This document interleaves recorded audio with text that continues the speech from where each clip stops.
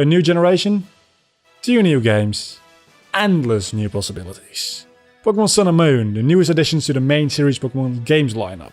At heart, this game is what you would expect it to be, a Pokemon game. You're an 11-year-old kid who gets to go out on an adventure and catch a whole load of wild Pokemon. I'd love to tell you that this adventure, like always, consists of you beating 8 gyms around the region and then beating the Elite Four, but it doesn't. Now, rather than having 8 gyms, there's a total of 7 island challenges which you have to complete. These challenges are more or less more polished and better designed versions of what you would normally call gym puzzles, and then when you complete it, there's no gym leader. Instead, you find a totem Pokemon, a stronger version of a certain Pokemon. The totem Pokemon remind me of more traditional RPG bosses. One really strong enemy, rather than a kinda strong trainer we've gotten used to over the past 20 years. That's not to say that there's just one Pokemon you'll be fighting. These totem Pokemon usually call for help, which spawns in a new weaker Pokemon to the battlefield.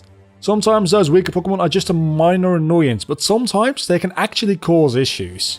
Talking about those partner Pokemon and issues, when they spawn to the field the frame rate drops below 20 frames per second. I've heard that this doesn't happen on the new 3DS, but, well, this is a 3DS game, isn't it?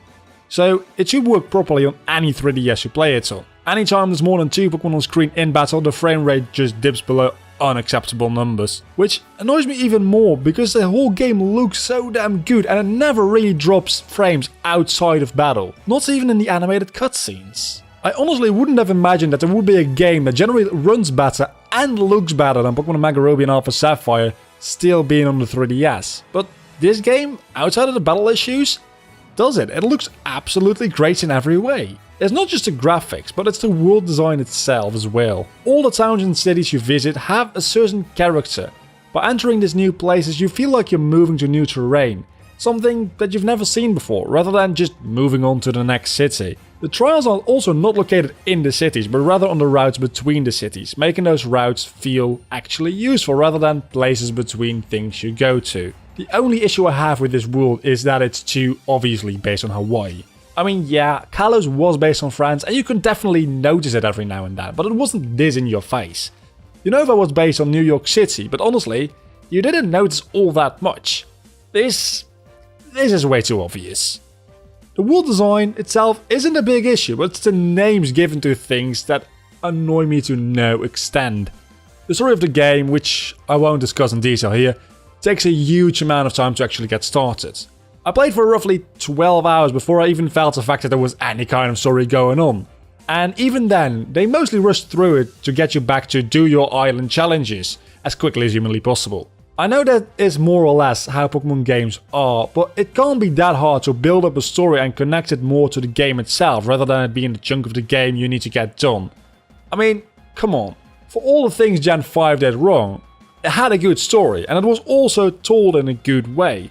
The story potential in this game was here, they just ruined it by rushing through it in such a small portion of the game.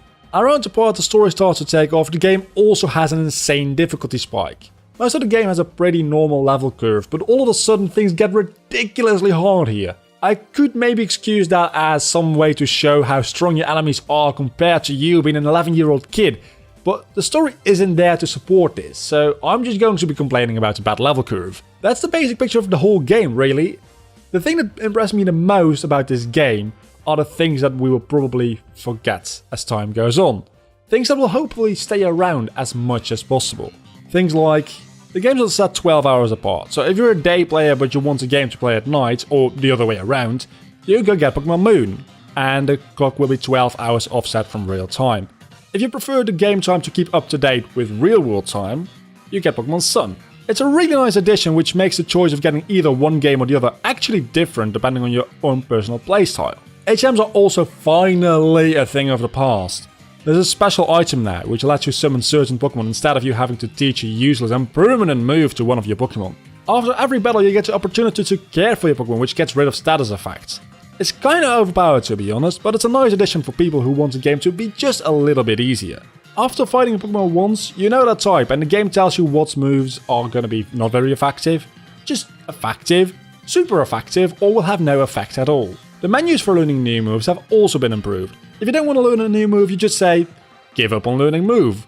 And that's it. No more, are you sure you don't want to learn it? Are you really sure? No, but are you really sure? And possibly the best addition is when you catch a new Pokemon with a full team, you can choose to send one of your existing team members to the box and add your newly caught Pokemon to your team right on the spot, right then, right there.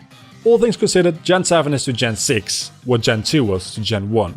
The basics are mostly the same, but some extra little details have been reworked and improved for the better. Gen 6 did way more to improve the series as a whole, but Gen 7 managed to take that as a base and refine it a little bit. The removal of gyms might feel like a huge thing, but really, it's not. It's the little things that are huge at the end of the day. Thanks for watching my review of Pokemon Sun and Moon. It's taken a while to make, I know, I'm sorry. But if you enjoyed this video, please don't forget to leave a like and subscribe below this video. If you want to see more of my content, you can always click the thumbnail on the top to watch my in retrospect on Pokemon Gold and Silver, or the thumbnail on the bottom to watch my Pokemon Through the Years series. Until the next time, I have been Vlogger, you have been awesome as always. Bye.